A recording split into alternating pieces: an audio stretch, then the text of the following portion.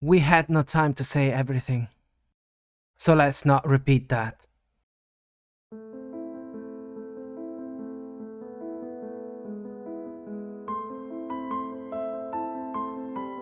The video is already begun. It is just a continuation of a past theory. YouTube goes us on with a promise of bountiful views, rewards for the worthy, the doorway to success. Yet buried in the depths of YouTube lie smoldering videos, a warning to those that dare try. Those views on their page are not reserved for you. But moral arrogation never stops. None will escape the algorithm. See for yourself. When people's wishes reach the heavens, the Archons are duty-bound to grant them a gift. They are obliged to impart a shattered shard of their mastery, though they know not who the chosen ones are. Did you get the reference? Hello everybody! Back on September the 3rd, 2022, I released one of my most successful videos called Visions, Elements and Personality Analysis, in which I analyzed the reason why a vision holder receives a specific element instead of another. If you're a regular on my channel, you probably remember that video, while if you're a new viewer, welcome, I hope you liked the video. Anyway, since then, a lot of people asked me if I was planning to make a follow-up video, but for a long time, I didn't think it was necessary because I believed that my theory was still valid. Since people kept asking, I pulled out the script, checked out the vision stories of the new characters that have been released, and I noticed that although most of the theory is indeed still valid, there was something slightly off that needed to be checked out, and there was also a huge side of visions that I completely avoided in my first video, because I didn't have enough info to talk about it. So here we are with a remake of the Visions video, with new graphics and an updated theory, which is the reason why I started editing this video a few days before Fontaine was even released. I'm also not going to whisper like I did back then, because I'm not scared to speak anymore after a year on YouTube. Oh, and by the way, if you're someone who asked for a remake and I told you that maybe one day I would do it, I had to lie to keep this a secret, sorry. As always, this is a theory video. I use information available in the game, but my theories and conclusions are not to be considered the official lore of the game, unless I got something right and it's later confirmed in Genshin Impact itself. This is going to be a very long video because, differently from the first one, I will take my time to fully explain myself instead of trying to fit everything within 15 minutes. In this small chapter, by the way, I will explain how my theory works, because my reasoning is different from what you would expect. The main question I will try to answer in this video is, why do people receive an element rather than another? In general, people associate a vision and its element with a character's generic personality, so everything seems to be based on their entire life and the person they are. I don't. Well, at least not completely. I think that the answer needs to be found primarily in the specific moment they receive their vision, so their vision story, the wish that reached the heavens, meaning that there must be something there that is shared by all the people who wield that same element, and that has to be the main requirement to receive a specific element instead of another. There are some characters like Scaramouche and Chongyun that pretty much tell us that the elements are not random and specific visions are given for specific reasons. Unlike in my old video, I will also talk about the Archons and how they also fit the requirements needed to get a specific element, even though they don't receive nor use visions, while in the conclusions you will find a very interesting theory about the hidden ideals or virtues of the elements, so what I think that the elements actually represent. In this video, I will analyze every element individually. First, we will check out every single character that has been released to this date, and even some upcoming ones, and then we will analyze the element in detail before moving to the next one. Just like last time, tell me in the comment section what element you think you would get based on your personality if you were to receive a vision. If you already commented on my last video, has your idea changed since then? Okay, it's time. Grab some water and some snacks and let's dive deep into the world of the elements. Accepting one's weaknesses opens up new paths in life. If one wants to be saved, one should simply become the savior they've always been waiting for. Jean received her vision when she became the Master of the Knights and had to deal with multiple problems that appeared almost out of nowhere. The Fatui were exerting diplomatic pressure, traitors were found among the Knights, and the Abyss Order was causing problems everywhere. She's always wanted to restore the honor of the Knights of Favonius, and when she realized that she had to be the one to change things, she suddenly received her vision. Kazuha was traveling across the island of Inazuma after his clan lost its prestige. He had become a wanderer and had decided to set off on a solitary, dangerous journey that brought him close to the land and its creatures. He chose to follow his art, never fearing what the future may hold. One night, when he made peace with his feelings, he slept soundly, and when he woke up the next day, there was a vision laying upon his chest. Sayu found herself in a tough situation during one of her missions. She knew that her constitution made her not suitable for combat, so she had to find a way to flee from the strong enemies she was hiding from. That's when she told herself strength is not always the solution, that the weak always have their own way to survive.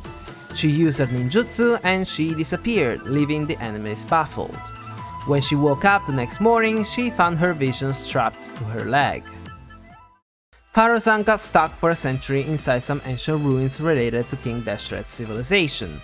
She had to face the fact that her knowledge, her studies, and expertise were not enough to understand the intricacies of the technology of this ancient civilization. Because of her situation, she started to lose her grip on reality, but she never stopped trying to unlock the devices that kept her prisoner. That is, until she finally found a way to solve the enigma. Once out of the ruins, she fainted, but at the same time, she also received her vision. Sucrose has always wanted to find a certain domain with pretty tall pink flowers that she read in a storybook, a magical place that would make people happy for the rest of their lives. As she grew up though, she read about alchemy and decided that if she couldn't find this place, she could simply be the creator of her own paradise. She decided to study bioalchemy, in which she poured all her curiosity and passion, and after one of her experiments, despite it being just another failure, she received her vision. Heizo received this vision when his friend died in his arms. Their friendship began through deception, since the boy originally got close to Heizo to steal from him, but they eventually became friends. When the boy confessed though, Heizo got furious and ended their friendship. A year later, he found him bleeding on the side of the road because of an altercation with a ruffian who tried to steal his coin purse, although empty of mora. When Heizo somehow got back home, he realized that he wanted sin to disappear from the world. He had to become the enemy of sins. He had to eradicate them with his own hands. He then set out on a journey to defeat the sins of this world, and that's when he received his vision. Lynette was on a mission with Lenny when they were notified by the members of their family that the Maison Gardiennage were approaching the mansion of the person they were investigating. With no way out, they decided to jump out from a window, down a cliff, and into the water below. Lenny lost consciousness because of the impact, and Lynette had to find a way to save him without alerting the authorities. She wished for things to be just like they were in the past, but she also realized that she couldn't always just wait for someone to save them. She sharpened her senses and used every drop of willpower to bring Lenny back to camp, where Father was unexpectedly waiting for them. Lynette could finally let go and fell to sleep, and a vision appeared on her waist. Scaramouche, or Wanderer, faced the memories he wished to forget, the past he wanted to erase, the pain he longed to be free of. In that moment, his past, present, and future merged into one single body. As long as he could make a choice, he could break free from his shackles. That's when he received this vision and was able to fend off the attack of the everlasting Lord of Arcane Wisdom. Xiao doesn't remember when he received this vision because he never really cared about the occasion and he never had the chance to celebrate this event like normal people would. His only goal is to defeat the monsters created by the residual might of the gods, defeated by Morax that threaten the lives of the humans. Xiao is indeed hard to figure out because we don't really know when he received this vision. If Bostacius' cutscene can be taken as a reference, Xiao didn't have his vision when the other Yakshas were still alive, so he may have received it after their death, when he became the last Yaksha who could make a difference, who could prevent something so tragic from ever happening again. Before anyone says it in the comment section, Anemo doesn't require a loved one to die. Jean didn't receive her vision because she lost someone, Farazan didn't even know that 100 years had passed when she received hers, and Lynette received it because she managed not to lose anyone. Anyway, Anemo seems to be the element of the people who decide to become the saviors they've always waited for. They understood that, to achieve their goals, they had to take matters in their hands, accept their weaknesses, acknowledge the past no matter how sad or displeasing it is, and open up a new path with their own willpower. They are people who want something in the present to change, and when they realize how they should do it, that's when their wishes reach the heavens. Venti is not that different. He was born when the people wished for a savior who could lead them to a better world, who could change their current condition. He then led the people to fight against the Caribbean, and with his defeat, the people were finally able to reclaim their lives. They were free from their prison, from the oppression, and from the past. After Venti became the Archon and moved the people to New Mondstadt, he decided to let them define their lives through their own choices, never demanding them anything, never even appearing before them, so that they would never experience the lack of freedom of their ancestors. Similarly, Dvalin wanted people to accept him, he wanted things to change, so he tried to befriend the people, though it only made it worse. Venti again became his savior since, because of him and his songs, the people learned to accept and love the dragon that later became one of the four winds, the four defenders of Mondstadt. Some people seek something throughout their entire lives. Sometimes there's no end to this endeavor, and sometimes those are impossible feats, but their efforts will always be validated, especially by the heavens. Albedo is on a mission for Randdaughter, show her the truth and the meaning of this world. This is a mission that will take him most of his life to achieve, so he's constantly studying and researching to be able to give her the answers she's looking for. And it was right while he was researching that he received this vision. Not that he cared too much about it, but if he's going to understand everything there is to know of this world, then he will have to research visions as well. Arataki Itto's life goal is to change the public opinion on the Oni and be accepted as a normal, regular being just like everybody else. After settling down in Hanamiyaka for a few years, the people started treating him like a person just like anybody else, and he also managed to have a somewhat stable livelihood. This is when he woke up one day with a vision on his head, meaning that he was on the right path toward his lifelong goal. Goro received this vision after seeing that his strategies and ideas on the battlefield were wrong. He needed to stop focusing on his own archery mastery and help his soldier improve so that they could fight together as one. His lifelong goal is to improve his leadership as a general and win as many battles in the best way possible, meaning with the least amount of casualties. Ningguang's goal is to apparently amass Mora, endless amounts of it, but it's not her only lifelong goal. For example, her Jade Chamber, as it's written in her character story 5, is the thing she loves the most because it's infinite, it's a never-ending project. Another lifelong goal of hers is to find and create new business opportunities all the time. One of these opportunities was, in fact, selling masterless visions, and while she was planning an auction and the business plan, the masterless vision she had in her hands suddenly reactivated. Noelle's lifelong goal is to become a Knight of Favonius, but the goal itself is not just passing the exam, but to be the best Knight of Favonius, the most helpful one, the most righteous one, so it's an endless pursuit of perfection in her methods and ideals which has already started, even though she's not a knight yet. She received her vision when her efforts were validated by Jean responding to Noelle's salute as if she were an actual knight, even though that happened right after she failed the test to become a knight for the 7th time. Yunjin was not satisfied by the way the operas were performed. It was not the way she wanted them to be. Everything changed when she performed an opera named Snow Treading. She was able to identify herself with the protagonist of the story because they had a lot in common. This deep understanding was the reason why it became the best performance in the history of the opera in Liyue. Yunjin suddenly realized that her goal was to change the very concept of the opera in order to give the people life-changing performances that resonate with their emotions. When that performance ended, she also realized that she received her vision. Navia's story is not what I expected to find. She received her vision on her birthday while she was playing what seems to be Dungeons and Dragons. She managed to win the game by leading the other players to the final fight, tanking a lot of attacks to be able to sacrifice herself in the end to defeat the last enemy. After they finished playing, Callas found the vision among the items used for the game, and it belonged to Navia because with just her thought, a blade of Geo cut her cake and the table. When she went to sleep, she started thinking about why she even received the vision, and her best bet was either her victory at the game, obtained after struggle and hardship, or her wish to spend her future birthdays surrounded by friends. As her vision story says, if the first option is the right one, then it means that a happy ending can only be achieved after many tribulations.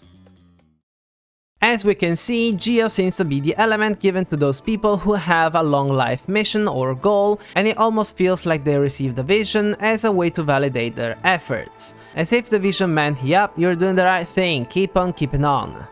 There's also a side note though. These people's life goals are always directed at other people rather than themselves. Even Ningguang, although it doesn't look like it at first, she is doing it for the people of Liyue, because the richer she gets, the more she is able to protect her people. Even rebuilding the Jade Chamber was not for her own pleasure, but because she needed to lure out Baisht and stop her before she could seek revenge for Azael.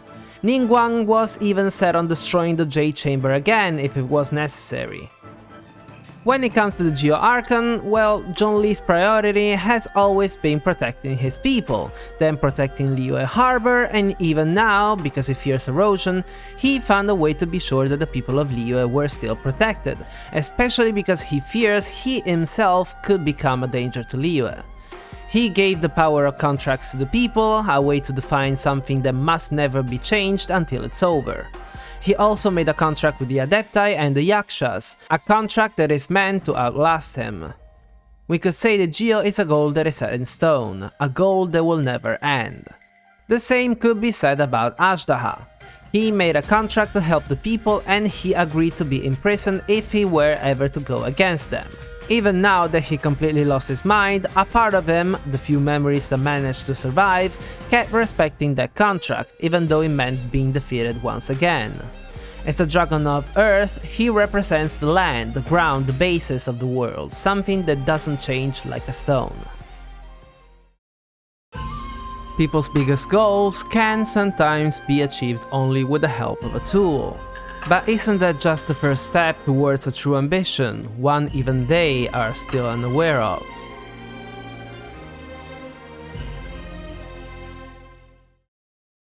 Beidou has always dreamed to slay with one single strike the sea monster Haishan, the biggest threat in the water between Liyue and Inazuma.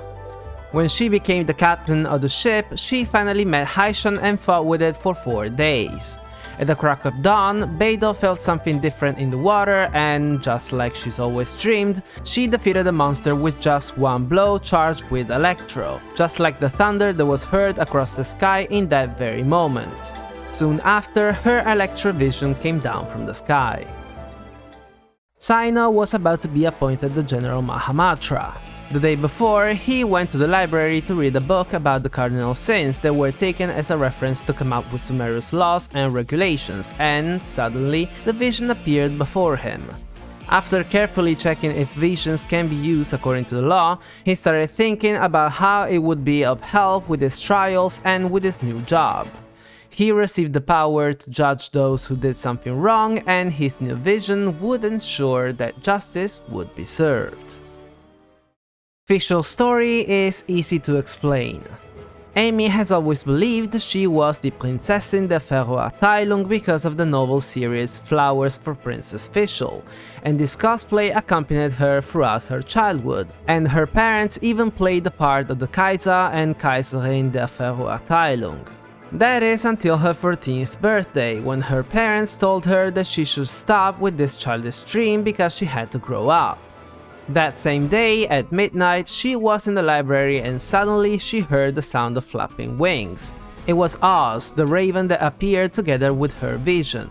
Her vision granted her the chance to keep going on with her official alter ego and be accepted as such even by her parents. Keqing didn't really want to accept her vision. She was afraid that the people would have given credit for her achievements to her vision rather than her own efforts. So she tried to destroy her vision multiple times until she eventually accepted it and realized that it had, and I quote, numerous practical uses.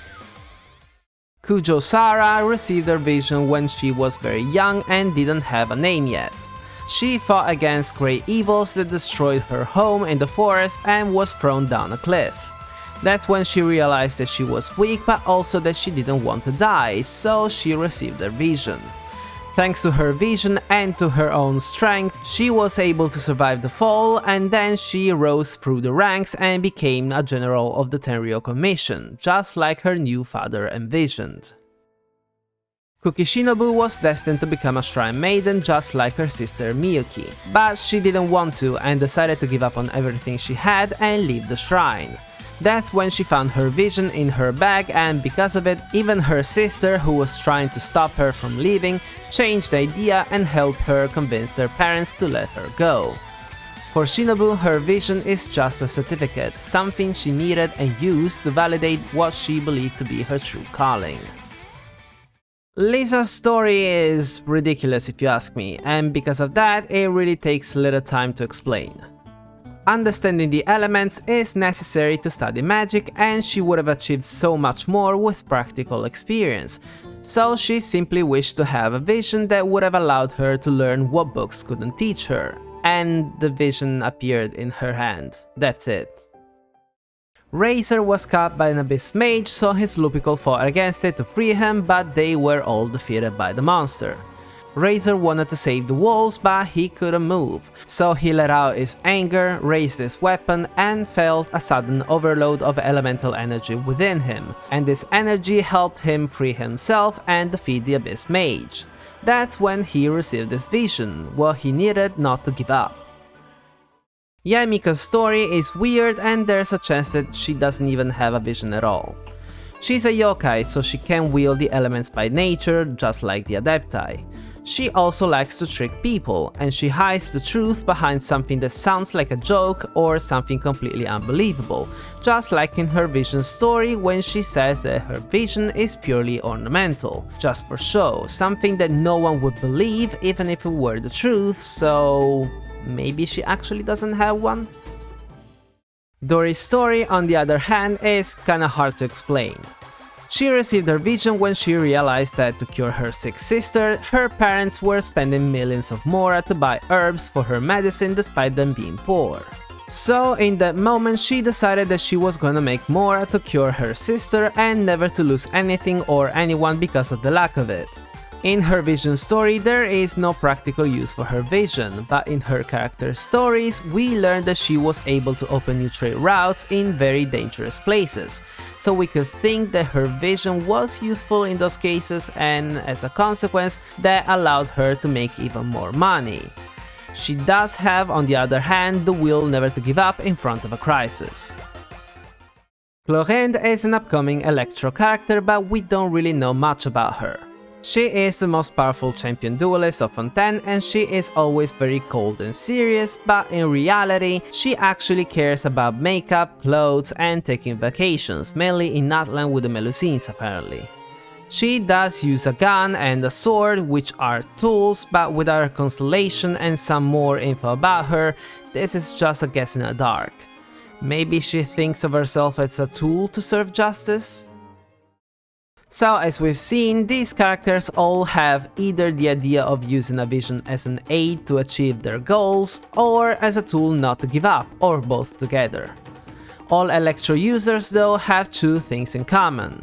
Their vision was given to them because of something that was happening in the exact moment, and they all don't put the power of their visions before their own mental fortitude. Visions always come second, only if they're needed. They're useful but not necessary. There is though another very important character that we need to talk about, Kazuha. Although an Anemo user, he was able to activate Tomo's Electro Vision when he fought against the Raiden Shogun. But why? When he saw the Traveler, the only person on Teyvat who could defeat the Shogun, being attacked by her behind his back, in that moment Kazuha needed something to stop what was about to happen, so Tomo's Electro Vision resonated with his current ambition, which was also Tomo's ambition when he was still alive. Parry a slash of the Muso no Hitotachi. So the power of Electro, the power of a tool that exists to allow someone never to give up, allowed him to fulfill this wish. When it comes to the Electro Archon, I think the main focus should be directed at the original one, Makoto. We could say that she, quote-unquote, used A as her sword since she, unlike A, was not a fighter, but also A never shied away from acting as her tool in the first place. The same applies to A when she became the Archon. She created a tool, the puppet, to uphold her idea of eternity, and to prevent erosion from even reaching her, she gave up on her physical body, placing her consciousness in yet another tool, the Muso no Hitotachi, in which we then learn Makoto placed a fragment of her consciousness as well. So both Makoto and A's stories are all about using tools to achieve their goals. Sometimes people feel the need to act, no matter the consequences, no matter how unfavorable the odds are. Integrity is essential. Only by being true to themselves can they make a difference.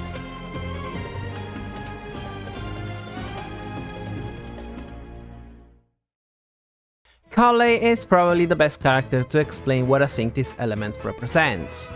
She received her vision when a child got separated from her family and got lost in the forest. Since it's a dangerous place for a child, and because Tainari was not in Gandharvaville, Collei didn't think about it twice and went into the forest alone to look for the girl. Back then, Collei was still suffering from LSR, so moving around was hard for her, but she rushed to save the child anyway. She encountered many dangerous beasts along the way, and the rain and thunders didn't make it easier, but this is also when she received her vision, which helped her remove any obstacles and allowed her to find and save the child. Baiju's story is somewhat similar.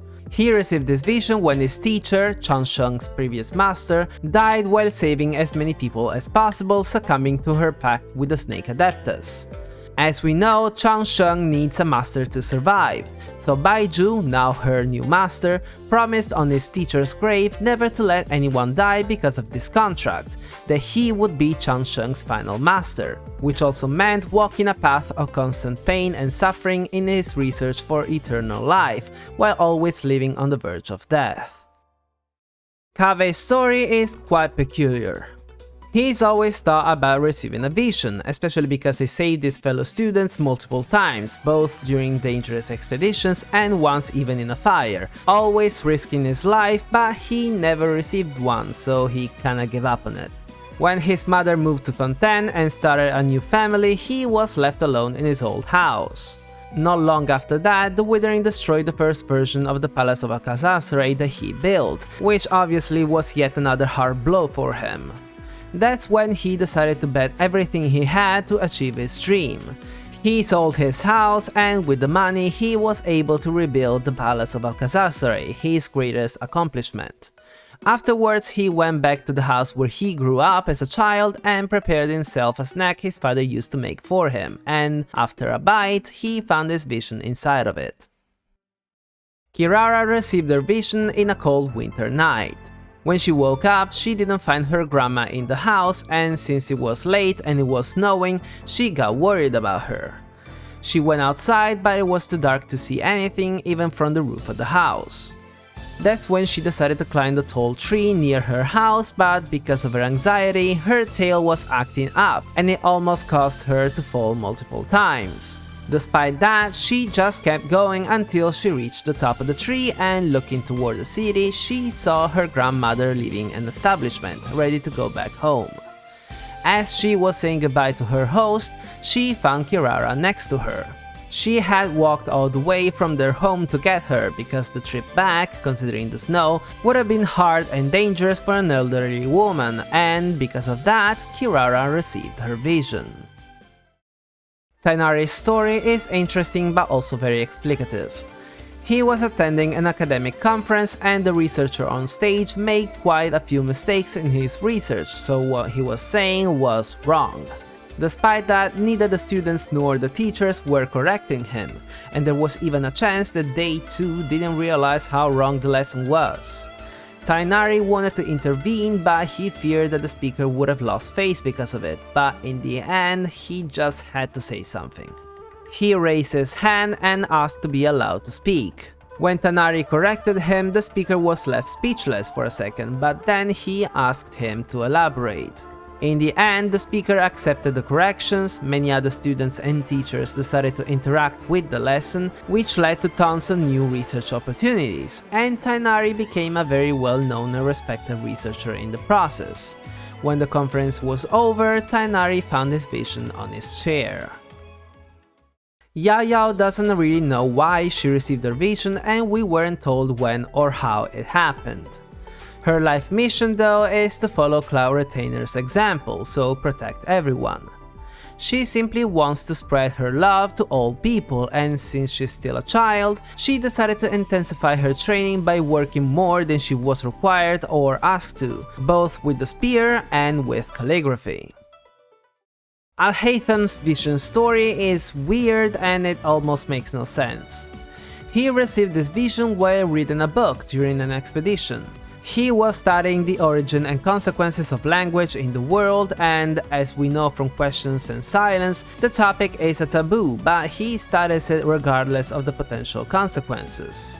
Maybe understanding language is the right thing to do for some reason? Lastly, we also need to talk about Rana. She received her vision after being saved by Arana, the Aranara who gave up on his memories to get the Bija needed to save Rana from the corruption of the Withering Zone that affected her. When she woke up, she remembered about Arana since they used to play together when she was a child, but having used his memories to save her, he forgot about her. As soon as she decided to leave everything she had, her job and her home, saw her certainties, to travel with Arana, make new memories with him, and become his friend all over again, especially after everything he had lost to save her, she received her vision. In my previous visions video, Sumeru had just been released and the only Dendro characters we knew were Tighnari, Collei, and Rana. Back then, I said that Dendro seemed to be the element assigned to people who, despite the consequences or the potential risks, decided to do the right thing for other people, and to my disbelief, after meeting 5 more Dendro users, my initial idea is actually still the same. From their stories, we can clearly see that they all received their visions after they decided to do something that they might have ended up regretting, but in the end, their actions improved someone else's life. The only exception is Al-Haytham, since we don't really know, at least for now, why the origin of language is a taboo and how it could improve people's life once he understands it. As for the Dendro Archon, in this case Rukkhadevata first, the similarities are pretty much obvious. She didn't even think twice about sacrificing herself to try and erase forbidden knowledge, and when she realized that it was too late, she also didn't hesitate to create someone, Nahida, who would have been capable of erasing her completely from Irminsul, finally erasing forbidden knowledge as well, and as a consequence saving everybody in Sumeru and in the whole world. Nahida is pretty much the same. She always tried to do the right thing despite her situation, and she knew that she had no choice but erasing Rukkhadevata, as she was asked to. Losing such a loved Archon was really sad, but it was the right thing to do. This also applies both to Apep's Dendro elemental life forms, who sacrificed themselves to save Apep, which was the right thing to do, but also to Apep herself, since she did everything she could to fight against the Heavenly Principles and save the world from them, despite the price she had to pay. Every action has a reaction, it's inevitable. And people's actions will always affect someone else's life. Sometimes though, someone has to take fate and shape the future with their own hands. Barbara's story is pretty much straightforward. She joined the church and right after she took care of a child with a high and persistent fever. Someone suggested to sing a song to the child, so she tried and kept singing through the night. When she woke up the next morning, the child didn't have a fever anymore, and she found her vision next to her. That's when she realized that her vision was a result of her new wish, healing the sick through the power of song. Ayato's story is pretty easy. It always longed to become the family's pillar in order to protect the Kamisato clan and ensure its prosperity. When his father, a few days before he died, told Ayato he was a successor the clan was proud to have, he went to his room where he found his vision. He knew that it was the result of his wish, so he sat down and got ready to face the world the following day. Mona's life is all about the future, not just her vision. If anything, the vision is more of a thing of the past, since it sounds like Barbaros Trismegistus, her master, gave her an empty vision she had as a teaching aid that later reactivated. There's not much else to say about Mona. She's one of the best hydromancers of Teyvat, and her predictions are basically always correct to the smallest detail. She never hides the future to the people, but she leaves them free to choose whether to incur in that foretold destiny or to listen to her and avoid it. Though her real goal is different. She seeks the final truth of the world, one that is hidden amidst the sea of stars. Nilou received her vision when she took the stage for the first time. That's when she truly understood what her teacher had always told her, that she had to convey emotions on stage so that people would resonate with her. She realized that she wanted to show the beauty she perceived in her heart to the entire audience through her dance. When she finished dancing, she found a vision on her waist. As Nilou herself says, to become beauty and then to convey the beauty and value of art. Kokomi, for some reasons, naturally has a vision just because she's the divine priestess, so we don't know when exactly she received it, but she's always cared for her people's future. During the Hunt Decree, she led the resistance to free her people from the shogun's tyranny, and when it was over, she redirected her energies toward governance and economics, because her wish is to protect all of Watatsumi Island and allow its people to lead happy lives. Shincho was the only member of the Guhua clan to be able to grasp the ancient martial principle, and he also evolved the three arts when he came up with his own idea. According to him, the basis of a polearm and sword are the use of a vision, which is supposed to be used as an extension of the martial artist. We don't really know when he received this vision, but we know that he wishes to restore Guhua to its former glory. As the Guhua had said, the Guhua clan needs Shincho. Yelan received her vision after she came back from a failed mission. She had always been overconfident about her skills, which was the reason why she was the only one who barely made it out. After a mission to investigate the abyss, she found herself left alone, so she decided to shut herself into a wood hut and retrain herself from the basics. When Ningguang visited her after some times, she came out of the door completely changed. She had been training non-stop to become the best and the only person able to protect Liyue from the shadows. That's when she received her vision. As Ningguang said, from today onward, leave all matters to the extraordinary Yelan.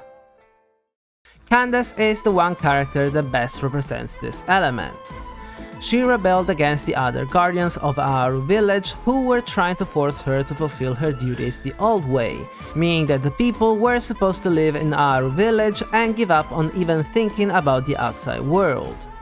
When she had enough of their chit-chat, she simply told them that she won't let the people be bound by the past forever, and that it was her duty to protect the future of the village. She stormed out of the hut, and suddenly she saw her new vision appear at the tip of her lance. Tartaglia is hard to explain, especially because we don't have a vision story. We knew that he fell into an unknown abyss when he was 14 years old, and that he most likely received this vision there, since he spent 3 months in that abyss and he wouldn't have survived without a vision because of the toxicity of the place. Did he receive it because he met the old devouring narwhal? Did he receive it because he trained with Kirk? How did he even receive it while he was in the abyss? We have basically no idea. He is basically the odd one out because I really can't find any similarity with the rest of the Hydro characters.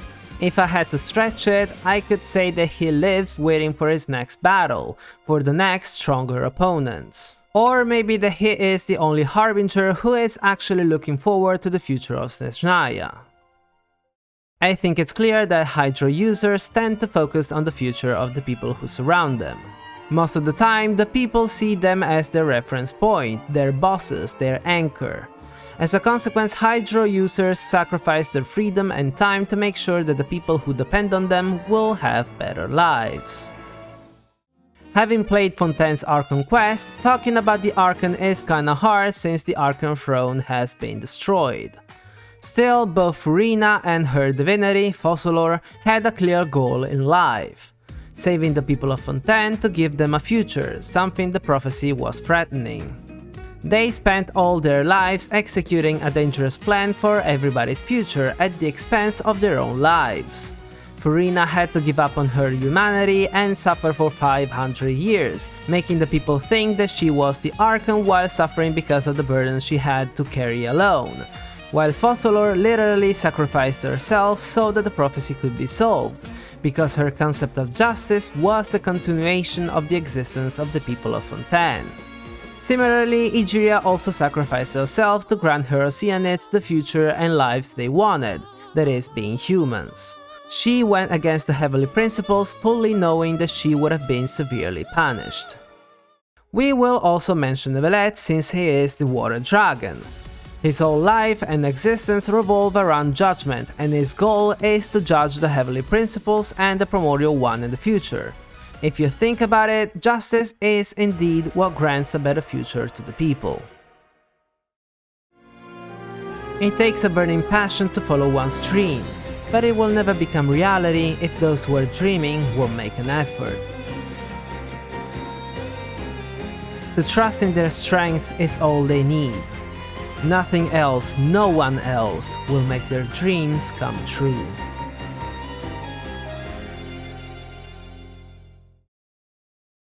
Dia received her vision when she decided to walk her own path.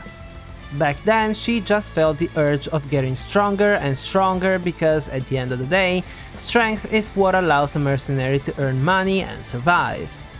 Though, despite having a vision, she still kept relying on her own strength, because relying too much on a vision or believing that it will always give her certain victory means incurring into retribution from the desert. Many mercenaries before her have been victorious despite being visionless, so she simply decided to stay true to herself, a person forged by her blade and by her battles. Diluc trained rigorously since he was a child to be worthy of the Ragnvinder name, and because of that, there was no mission he couldn't complete with his composure and passion. This led him to become the youngest cavalry captain of the Knights of Favonius ever, and not long after, he received this vision, something his father always dreamed of for himself. Sadly, not long after, Priepus died protecting Diluc and Kaya from Ursa the Drake using a delusion. Despite his achievements, Diluc wasn't as strong as he thought himself to be, and he realized that he wasn't ready to use a vision to save people's lives. So he left his vision and embarked on a long journey against the Fatui, and joined a powerful organization that made him as strong as he needed to be. Only then did he come back to pick his vision up again.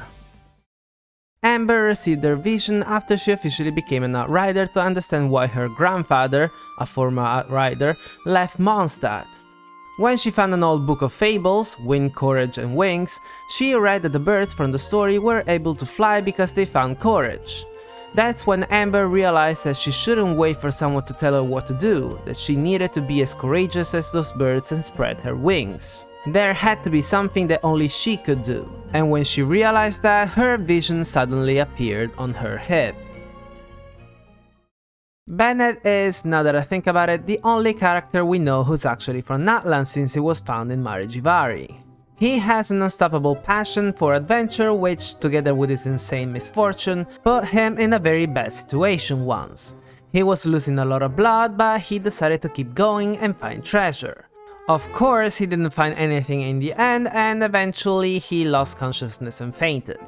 When he woke up, his wounds had been cauterized by a mysterious flame. He found a brand new vision in the palm of his hand, the final reward befitting a person with his burning passion. Hotao's vision story is more about mental strength rather than physical one.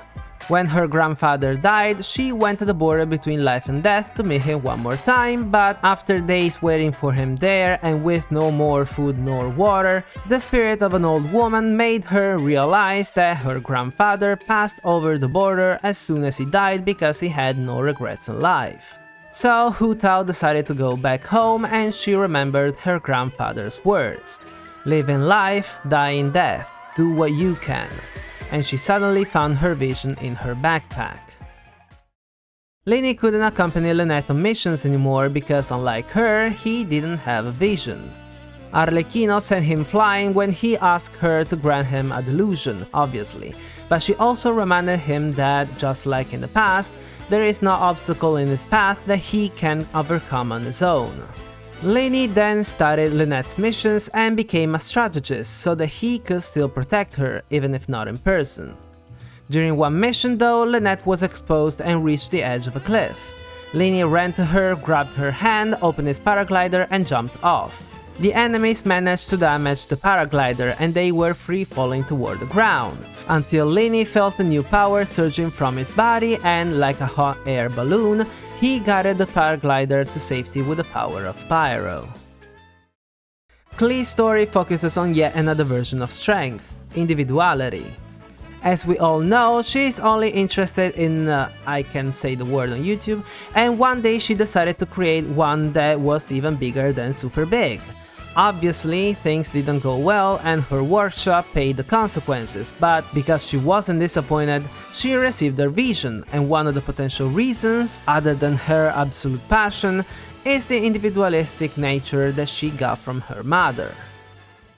Yanfei's story is also about individuality. She was born in peaceful times, so despite being half Adeptus, she never signed a contract with Rex Lapis. On the other hand, she signed one with her family: live happily.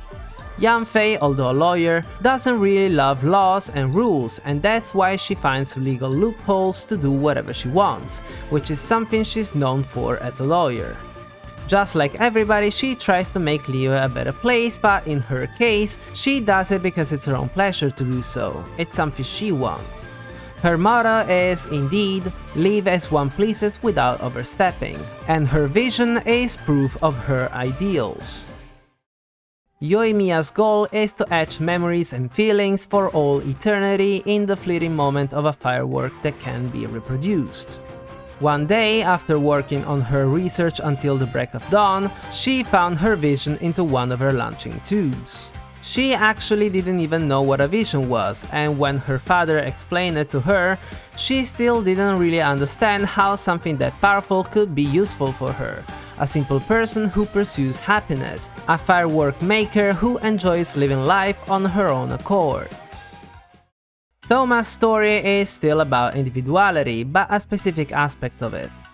He used to live a carefree, relaxing, uneventful life in Mondstadt until the day he was swept to Inazuma on a small boat. There, he realized that his life had to change, and it was the Yashiro Commission that helped him. When Ayato's parents died though, the commission was losing power because of the power struggle for the succession. That's when Ayato told Thoma that if he didn't want to be involved in what was happening, he was free to leave. Thoma though was raised with loyalty as the most important aspect of a person's life, so he stayed. He couldn't afford losing his loyalty and righteousness, and this caused his vision to appear. Xinyan received her vision probably because she never wavered. She tried for the longest time to introduce rock and roll in Liyue, a nation in which it wasn't neither known nor appreciated, and people were very rough with her. Xinyan did consider moving to a place where her music would have been appreciated, but it would have been like running away. As she looked at Liyue Harbor's light from Mount Tianheng, her passion for rock and roll grew stronger and she decided to become the flame that would have lit Liyue Harbor up. So she included fire in her exhibitions, and despite it being too hard and dangerous for a normal person to use such artistic effects, she just kept trying until she suddenly received a vision, which allowed her to finally perform in her first ever rock and roll concert. Shanlin's story is kinda strange and very short, but we can safely say that it's a story about individuality. She received her vision because she never wavered, because her persistent heart allows her to satisfy her passion with every single dish she makes.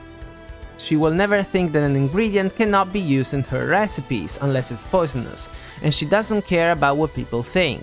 She basically only walks on her own path. Chevreuse is the upcoming Pyro character in Fontaine 4.3. We basically know pretty much nothing about her, but we can take a guess. As we heard from the livestream, Chevreuse is the captain of the Special Security and Surveillance Patrol who wears justice as an ever-present seal upon her heart. She trains more than any other member of the Special Patrol, and because of that, she is admired by her platoon. When she took control of the platoon, the insubordination problems completely disappeared. She is respected and she is a formidable fighter who leads by example. What else can even be said? Arlecchino is definitely an upcoming Fontanian character, although we don't know when it's gonna happen. She got rid of the previous director of the House of the Hearth, who was most likely experimenting on children in the basement. After that, she became the new director of the institution, and she changed the rules so that the children wouldn't be seen as just expendable pieces. She values their personalities, desires, talents, and she seems to be always ready to protect and advise them. Her goal for the longest time was to solve the prophecy and save the people of Fontaine, so she probably joined the Fatui to have a chance to use the Hydronosis to accomplish her goal. We've known for a while that she has a personal agenda anyway. In my last video, I took the easy way and simply said that Pyro represented passion because it burns like fire, but now I would say that passion is just the tip of the iceberg. There are three main ideals behind the Pyro vision: physical strength, mental strength, and individuality.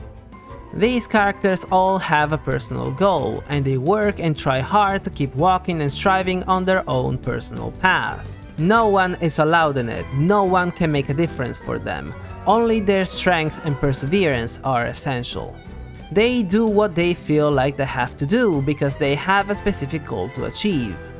Their achievements do affect other people's lives, but it's a natural consequence of their efforts. Much like Geo, a Pyrovision is a recognition of their efforts, and like Electro, it's also not essential for their goal. That's why they acknowledge their visions, but they still rely on their own strength.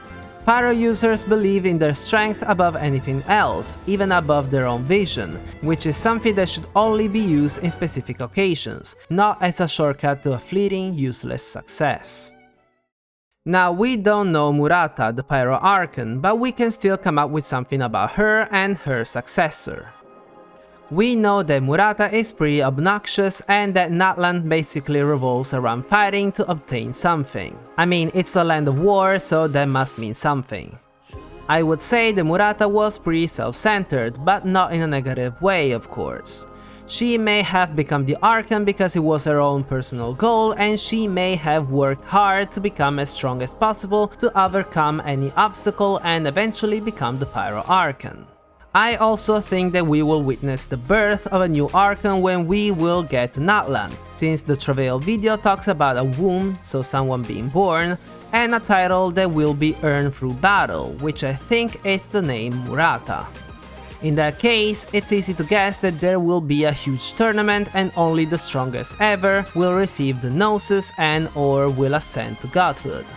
The resurrection may mean that the previous Archon will come back to life inside the winner of the tournament, so it's still gonna be the same person, the same individual, you know, individuality.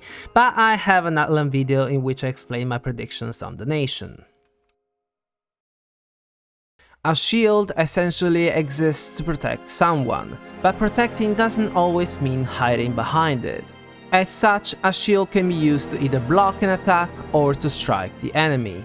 As they say, sometimes the best defense is a good offense. Chongyun wants to become the greatest exorcist in Liyue despite the abundance of young energy in his body that sends spirits running before he can even get the chance to exorcise them. Nevertheless, he dreams to protect the people from evil spirits and rid the world of them entirely, so he keeps studying and trying. As for his vision, it resonated with an unknown goal, so it ended up being Cryo rather than Pyro, which would have been more useful for an exorcist. Diona received her vision when she rescued her father during a violent storm. She couldn't stand sharing her things, let alone have something stolen from her, so she ran out of the house and headed straight into the same storm that prevented the Knights of Favonius from moving out. As she was running, the droplets of water around her started freezing, and when she finally found her father under a broken gorge, she also realized that she had received a vision. Eula never really experienced the humiliation of her clan since it happened 1,000 years ago, but she was sure that the people were wary of her because of her origins. That's why she started using vengeance and grievance as a shield, a self-defense mechanism to protect herself, but that ended up being the reason why the people were wary of her in the first place. This changed when she met Amber's grandfather, from whom she learned to be open-minded and honestly persistent. This new version of herself allowed her to walk a path made of a peculiar but very personal kind of revenge, which also granted her a vision. Fremine has always been torn between wanting to be alone and wanting to be part of a family. During an underwater expedition, Fremine felt something was off and signaled his teammates to go back to the surface. As they were ascending, the diving gear stopped working and he slowly lost consciousness. He was almost okay with it, because going back to the surface would have meant going back to those people he never really considered to be his family. Suddenly though, he felt a voice calling for him.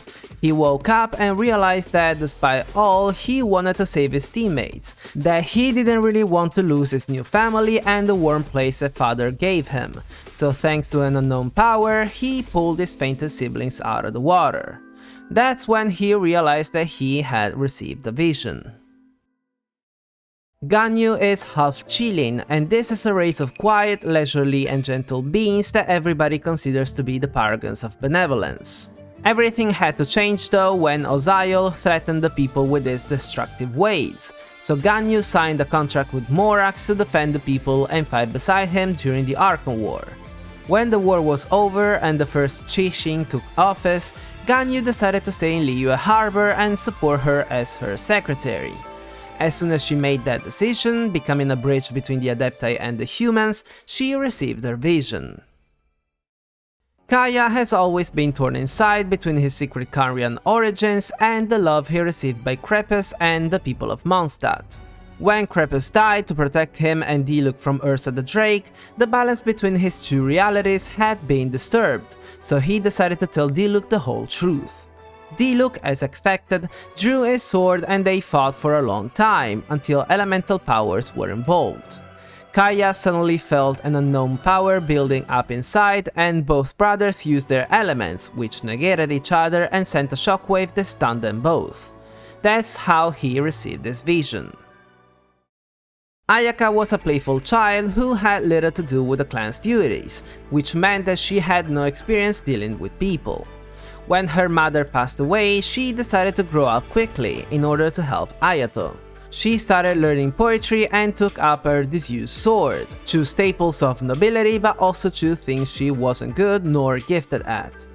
Regardless, she trained herself relentlessly until people stopped calling her Little Ayaka and became the young lady of the Kamisato clan. It was during one of her daily training sessions in the dojo that she was finally able to defeat her opponent in one single strike, and that's when she received her vision. Chi-Chi was gathering herbs, as usual, when she ended up in the middle of a fight between the Adepti and some demons, which caused her death. As she was losing her life, she wished that she could freeze time and go back to her family and her happy life. She didn't want to die. As she breathed her last breath, a vision appeared next to her. The Adepti, seeing Chi-Chi's vision, decided to pour into her part of their powers and brought her back to life, and she became a zombie. Rosaria was taken away by some bandits who destroyed her village when she was a child. She was raised as a servant and a tool, and she fought to survive against everything and everyone. Years later, she tried to flee, but she was caught and brought back. As a traitor, she had to duel to earn her freedom, and she had to face the same bandit who took her as a child. Despite the odds, she defeated the bandit, and because he was an elder of the group, she took his place. During that fight, she realized that maybe that man developed true fatherly feelings toward her and wanted to die by her hands. When these doubts appeared in her heart, she received her vision. Shenhe was born into a family of exorcists, but her father never taught her the arts, so she grew up as a normal little child. When her mother died though, things changed. Her father never accepted the loss, so he used a secret art known as fate transference to take the life of a living human sacrifice to bring his wife back to life. And the sacrifice ended up being Shenhe. He abandoned her in a cave with a black Seelie, but Shenhe never gave up and fought the monster for days. Her calamitous, violent but dormant urges surfaced, and she went from hunted to hunter. Finally, when she received her vision, she was able to completely defeat the monster and regain freedom, although she lost her humanity in the process. Mika received this vision when, during a mission with the Reconnaissance Company, he went ahead to map the terrain and ended up facing two Pyro Abyss mages. Although panicked and hurt because of their attacks, he had only one thought in his mind. He had to go back and tell his teammates about the danger no matter what, so that they wouldn't fall prey to the Abyss mages as well. He threw his spear toward the enemies, and an icy mist cleared the heat of their attacks, allowing him to go back to camp where the knights noticed the brand new vision on Mika's wrist. Charlotte's hidden talent is her ability to observe subtle differences. These hidden details only she can see allow her to understand the world. She is primarily a photographer, and then she became a journalist for the Steamberg, and she won many prizes for both her photography and her articles. One day, she infiltrated a group of divers working for an evil guy who treated his workers very poorly. She managed to take pictures of this mistreatment, and almost risking her life, she was able to give them to the Steamberg, finally incriminating the evil guy. That same day, after she wrote the article about him, she received her vision. Risley received this vision when he ended up in prison after putting an end to his foster parents. They adopted children to sell them to a market, while those who couldn't be sold were simply disposed of. After the deed, Risley set the other children free and then accepted the sentence of the courtroom. Once in prison, he changed his name to Risley, and that's when he received this vision. Later in life, as we know, he became the administrator of the fortress of Meropide, so the exact opposite of a criminal, and because of his position, he turned the fortress around, changing the rules and making it so that the criminals, like he was, would be able to have a second chance at life, while preventing the same tragedy from ever happening in his new home. Layla lives a contradictory life. She doesn't want to let go and express her true self, but she also doesn't want to live the boring life of an academia researcher. These contrasting and negative feelings created her split personality when she sleepwalks. When it comes to her vision, she received it when she got into a debate with a herbat about theoretical astrology that lasted 6 months, because she figured out that the current fossilized theories were wrong. When the herbat conceded and acknowledged her theories, Layla's perseverance reminded him of his desire for enlightenment that he had lost. Soon after, Layla found her vision. Cryo is a very specific element and it's not based only on the moment in which a person received the vision, but also on their lives up to that moment and most likely their fate in general. All Cryo users are very reserved people who built a wall to protect their feelings because of something that happened in their lives, but they also want to protect someone or something. Layla may be the only exception, although we could say that she wanted to defend her field of study since it's very important to her, but that feels like I'm trying to make her fit. All Cryo users also display a form of duality in their lives, a duality that marked their past and will define their future. As we saw, this duality can be an existential doubt, a secret life, or even a split personality. When it comes to the specific moment in which they obtained their vision, they all, except for Risley and Layla, had an uncontrollable need to save somebody or themselves. As for the Tsaritsa, the Cryo Archon, and her predecessor, of which we know less than nothing about, I suppose they lost someone or something in their lives. In my video about Snezhnaya a few months ago, I theorized that the Tsaritsa lost someone extremely important to her, which made her put up walls and become a cold, emotionless person as a defense mechanism. I specifically theorized that she may have lost someone more important than a sister, as in the Shogun's case, or a parent, meaning that she probably lost her son or daughter, who may have been the previous Cryo Archon. Just like A let Makoto become the Archon, the Tsaritsa may have done the same with her son or daughter, but after he or she died in Kariya, the Tsaritsa had to take their place as their successor. I think that's the case because she seemed to have been present in Snezhnaya from before the Cataclysm, but we also know that she became the Archon after her predecessor died 500 years ago, when she completely changed and cut ties with the other Archons, probably because she blamed them for not being able to protect her kid. I also have two unconventional theories about the Tsaritsa.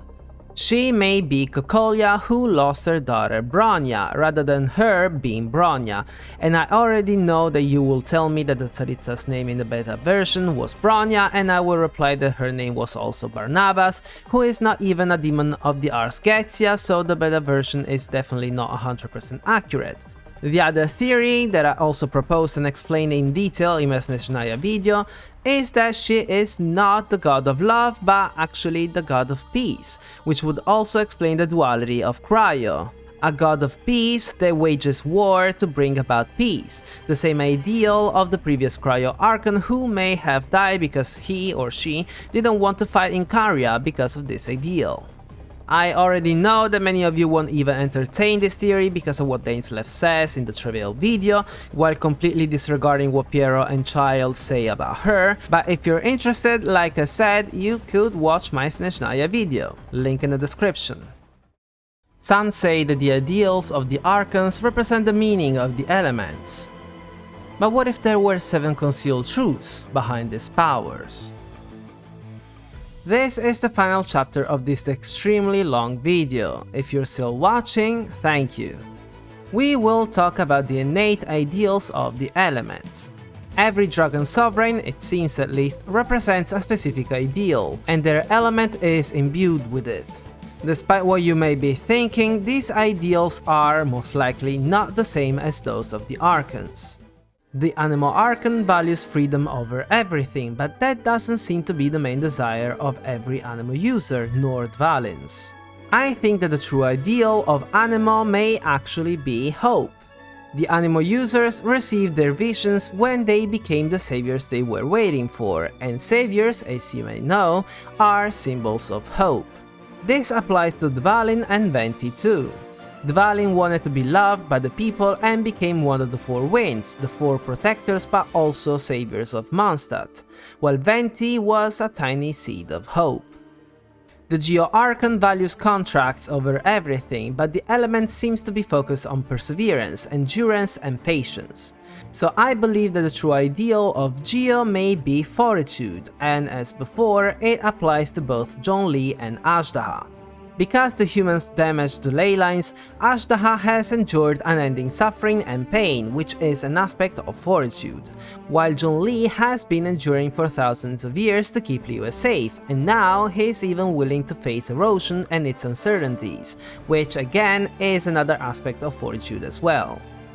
The Electro Archons represent two different values, transience and eternity, but the element seems to be focused on the use of tools to validate their beliefs. I believe that the true ideal of Electro may be faith. A had complete faith in Makoto being the Archon, while Makoto had complete faith that A would have one day walked the right path. Furthermore, as Zhongli said, eternity is the ideal closest to the heavenly principles, and if Electro is faith, so believing in God's promise, the eternity would actually be the blind belief in the heavenly principles. The Dendro Archons represent wisdom and knowledge, while the Dendro users, but also the two Archons and Apep as well, are focused on making the right choice despite the potential consequences. I believe that Dendro's true ideal is prudence, the ability to govern and discipline oneself through reason. This represents, as you might have guessed, wisdom, insight and knowledge, and through prudence people can make appropriate decisions at the right time and place. Prudence also goes hand in hand with the concept of justitia, that is justice, but remember this for now. The Hydro Archons and the Water Dragon represent all aspects of justice, while the Hydro users are role models with a constant gaze into the future. This is probably the only case in which the Archon's ideal coincides with the element, since I believe Hydro represents justice, the moderation between selfishness and selflessness. Justice favors equity and uprightness, and it's a quality that perfects the will. As I said before, prudence and justice go hand in hand, and if you think about it, Rukkhadevata, the Dendro Archon, Ijiria, the Hydro Archon, and Nabu Malikata, which honestly seems to represent both elements, were the three mothers of Varena. Justice, though, is also related to charity, and once again you have to remember this for later. The Pyro Archon represents war, which to this day is still a very enigmatic concept since we haven't seen any Natlaner going around Tevat waging war. The Pyro users seem to be focused on their own inner strength, without relying on the element, if not in specific extraordinary cases. I believe that Pyro's ideal may be temperance, the control over excess, characterized by modesty, humility, self-regulation and abstinence, qualities that involve restraining some kind of impulse. This may seem to be the exact opposite of what the Pyro characters are, but remember that they all pursue their own natural strength instead of going berserk with their elements. They restrain themselves from using their visions because they want to be true to themselves, hence temperance. The Cryo Archon, I'll keep thinking that she's the god of peace until Hoyoverse says otherwise, so get used to it. Still, the Cryo users seem to be focused on protecting someone or something specific. I believe Cryo's true ideal to be charity, which is, and you'll be happy about it, love. It's the virtue by which people love God above all things for his own sake and their neighbor as themselves for the love of God. This definition fits with what Dainslev says, only the other way around since the Tsaritsa doesn't love anybody anymore, nor do the people love her.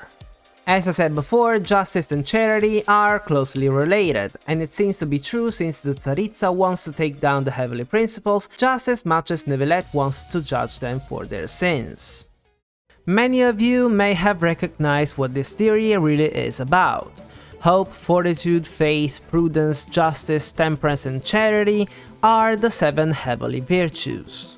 I know what you're thinking, but these are not the same virtues that oppose the 7 capital vices. Those are the 7 capital virtues. Anyway, the 7 heavenly virtues are very interesting because they are composed of 4 cardinal virtues. There is prudence, justice, temperance and fortitude, and 3 theological virtues, faith, hope and charity. What's actually interesting is the fact that in Genshin Impact these numbers are very specific, since we have 4 shades and 3 heavenly principles. What's even more interesting is that faith, hope, and charity, according to my theory, are Electro, Anemo, and Cryo. And if you think about it, the Shogun says that only through eternity are you closest to the heavenly principles, while in Mondstadt the inscription on the statue of the Anemo Archons says the gateway to Celestia. I wonder what will happen in Snezhnaya. Is the Cryo Archon supposed to be another god closely related to Celestia? Is that one of the reasons why she decided to rebel and why she is being allowed to do so very openly? And that's it, I hope you liked the video. If you did, don't forget to leave a thumbs up, and if you're interested in Genshin Impact Theory videos, consider subscribing. I won't say too much in this outro, both because this video was longer than an hour, and because there's another outro after this, just to conclude with my, let's say, parody of the Travail video. Since this is my last video of 2023, I just wanted to take this opportunity to wish you all either a Merry Christmas if you celebrate it, and if you don't, Happy Holidays and Happy New Year. Thank you so much for watching, and until next year, over and out. In the perpetual meantime of the sheltered update, most are content to play and not to theorize. But in the hidden corners where YouTube's gaze does not fall, there are those who dream of theorizing. Some say a few are chosen and the rest are dregs. But I say we theorists have our theories. We will defy this social with a power from beyond.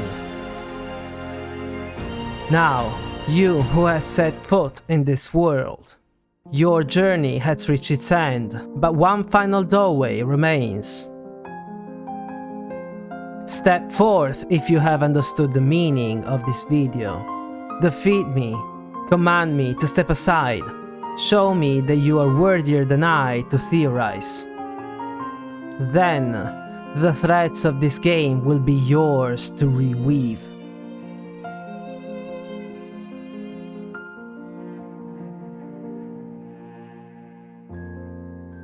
My memory has all but faded completely, but I will always remember how much you too love these videos.